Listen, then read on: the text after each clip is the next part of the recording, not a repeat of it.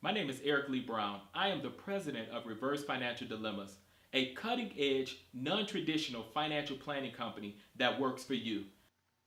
Go ahead, follow the video, and fill out these simple 6 steps so that we can help you plan, prepare, and execute to reach your financial goals.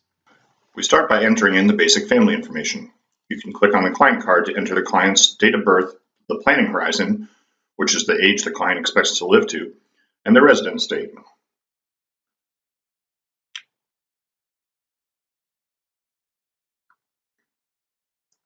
And we'll also click on the spouse card to enter their date of birth and planning horizon.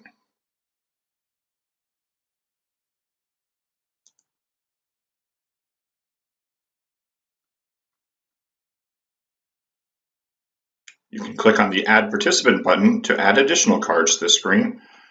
In this case, we will add our family's child, who was born in 2001.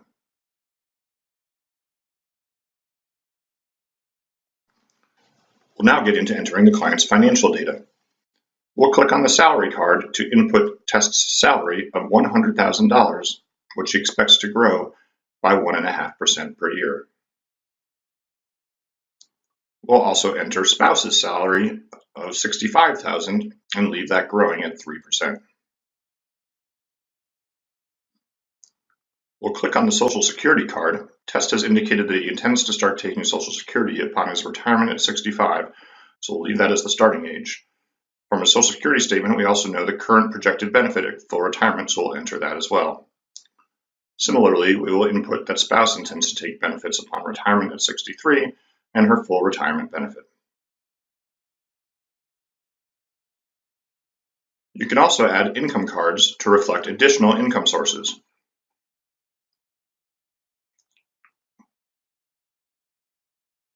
In this case, Test has a pension that we want to include. We'll put that in as $17,500 per year, starting at retirement and lasting for life with no annual increase.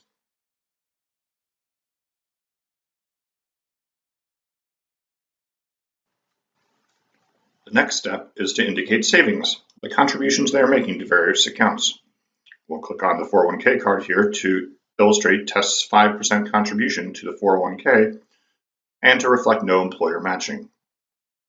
Spouse is also contributing 5%, but has an employer match of 100% up to the first 3% of contributions and half of any contributions thereafter.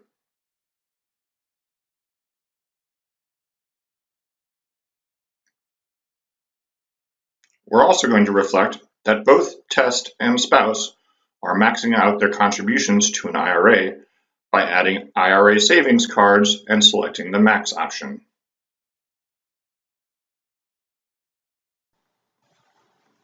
The next step is the net worth screen. This is where you can input account information either through integrations or Yodlee aggregation or by entering accounts manually.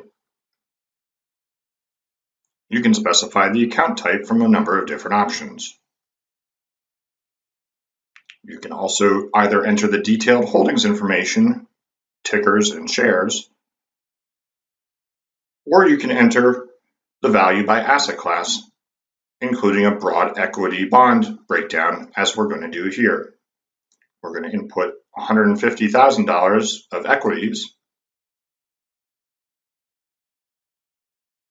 and $100,000 of fixed income to reflect their 401k value. Next, we'll input their primary home information by selecting the property bar and switching from rent to own.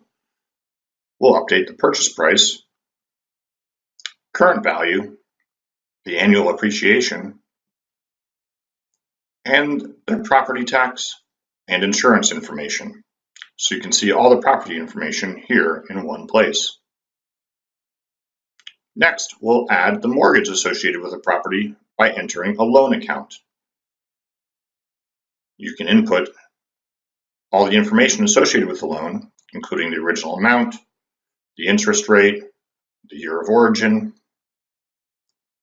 the term of the loan. You can link that loan specifically to the primary home, and you can enter the balance. We will calculate the minimum payment You can also add a higher payment if you choose. In this case, we'll set that at $1,000.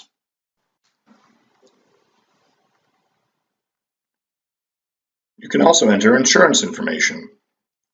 By clicking on the insurance bar, you can access group life cards to indicate group insurance. We'll enter one for test. For spouse, there's no group life, so we'll add in her term life policy.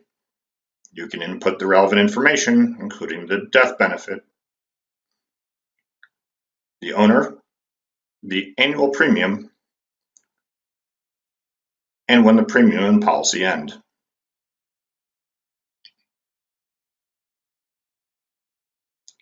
You can also use the Other Account option to add additional assets or business interests that you want to include as part of the net worth. You can capture the value of various assets here. You can also specify a year of sale if appropriate. In this case, we'll have it go to the end of the plan so it's not sold. We'll move on to expenses.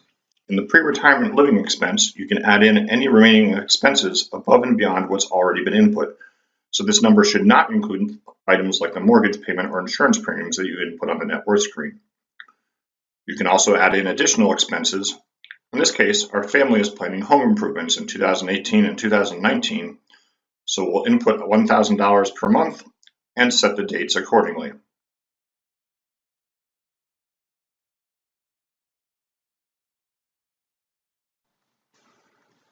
Finally, you'll see the goal screen where you can indicate retirement information. We'll set up their retirement ages. Retirement expenses default to 80% of pre-retirement expenses. We'll adjust those here. We also default to national average healthcare and long-term care costs. You can adjust these values if you choose, but in this case, we'll leave it as it is. We'll also set up a college goal. You can look up colleges. So we'll indicate that our child is going to Yale University, and we'll pull in those specific costs for the college goal. You can also set up additional goals. For example, planning for a vacation every other year. We'll set that up for $2,000 per year, starting next year through the end of their life.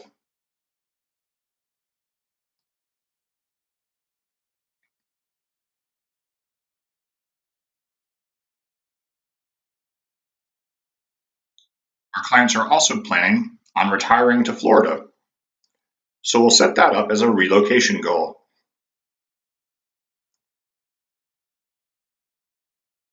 We'll say that they're moving to Florida in the year 2030, and when they're there, they plan to rent a place on the beach for $5,000 a month. So that ends the data entry. Once you complete it, all the data resides under the profile menu here, so you can adjust that at any point.